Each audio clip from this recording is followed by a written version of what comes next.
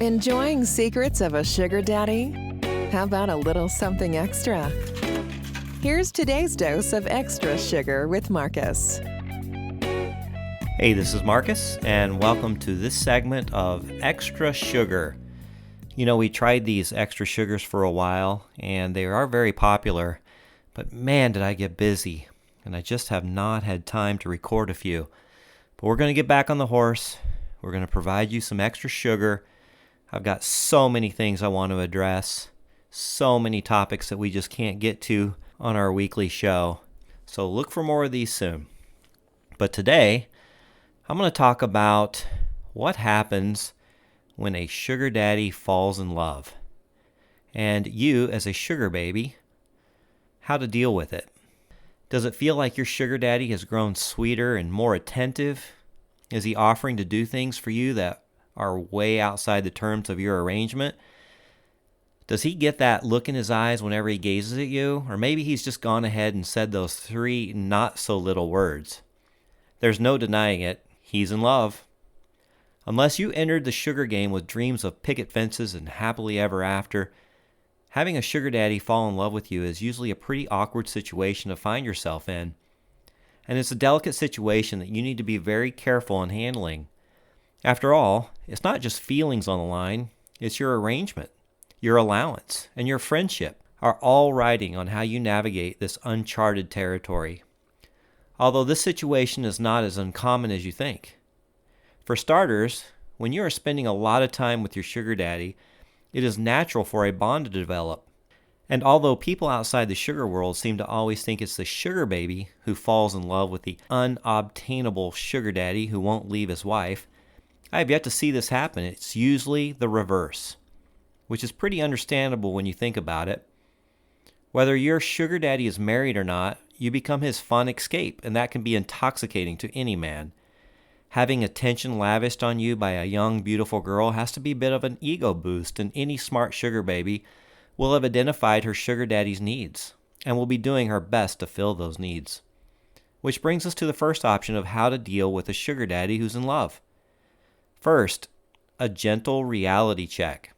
If you're a sugar baby who's worth her salt, you've mastered the art of bringing all the best elements of a dream girlfriend to the table. Fun companionship, emotional support, rapport, humor, flirtation, while leaving all the undesirable aspects out of the picture, like crazy, jealousy, nagging, pressure, and you never do this for me type of whining. So it's no wonder he's fallen in love with you.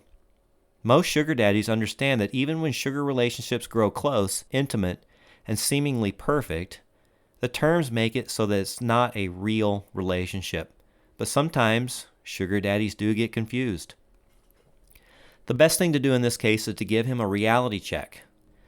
One way is to gently remind him of what he originally wanted from an arrangement. Your sugar daddy probably told you in the beginning what he was and wasn't looking for in an arrangement, and now is the time to remind him of that. That he preferred the convenience, comfort, no strings attached nature of an arrangement for a reason. If nothing else, it brings subtle attention to the fact that the two of you are in a SDSB arrangement, not a girlfriend-boyfriend relationship, and it may be enough to shake him out of his love trance. On top of this, unless you are also looking for a legit relationship, I would recommend trying to establish some distance if you feel like your sugar daddy is beginning to develop real feelings for you. But if that doesn't work, you may need to have a talk. Number 2, let him down gently. If you find yourself in a situation where your sugar daddy has fallen head over heels, but the feelings aren't reciprocated on your end, either you need to end it gently or let him down and then try to continue the relationship anyway. If you are happy to end it and walk away, I would advise you to obviously let him down easily. Unrequited love isn't easy at any age, so tell him you're sorry but that you just don't feel the same way. This is almost the easy way out. The real trick is how to continue the relationship even after letting him down. One person found themselves in the exact situation when they were in London. A man they had been seeing for only about 4 months confessed he was in love and claimed he'd never felt this way before.